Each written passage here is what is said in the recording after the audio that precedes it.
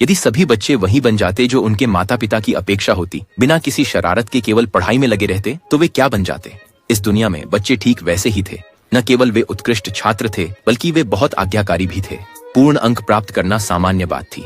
इसके अलावा वे स्कूल के बाद सीधे घर चले जाते, कभी खेलने में लिप्त नहीं होते। अजीब बात थी कि उनके सभी के मुंह पर जिपर लगी होती। एक दिन स्कूल के बाद चारफोसोर्टी ने देखा कि एक पिल्ला ट्रेन की पटरियों की ओर दौड़ रहा था। उसने बेकाबू होकर देखा कि तेजी से आती ट्रेन ने पिल्ले को टक्कर मार दी और वह उड़ गया। वह एक क्षण के लिए झिझका, लेकिन उसने फैसला किया कि उसे जल्दी घर जाना चाहिए, क्योंकि वह अपना होमवर्क करने में देर नहीं कर सकता था। अगले दिन कक्षा में सभी बच्चे अनुशासित रहे। शारीरिक शिक्षा के दौरान शिक्षक ने उन्हें फुटबॉल खेलने के लिए कहा, लेकिन बच्चे निष्प्राण थे। उनके जीवन में जान सी नहीं थी। सहपाठियों, जब उन्होंने एक गोल भी किया, उनके चेहरे भावहीन बने रहे। केवल शिक्षक ने ताली बजाई। ऐसा लग रहा था कि वे यह सब केवल शिक्षक की स्वीकृति पाने के लिए कर रहे थे।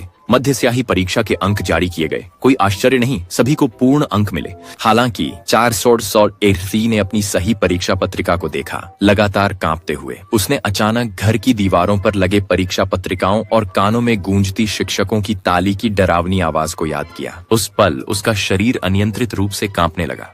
शिक्षक ने कुछ गलत देखा और चिंता से पूछा, क्या हुआ?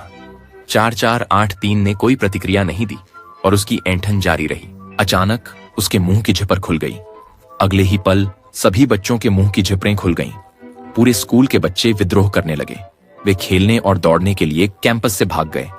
इसी समय 4483 ने फिर से देखा कि कुत्ता ट्रेन की पटरी की ओर दौड़ रहा है। इस बार वह चुपचाप नहीं खड़ा रहेगा।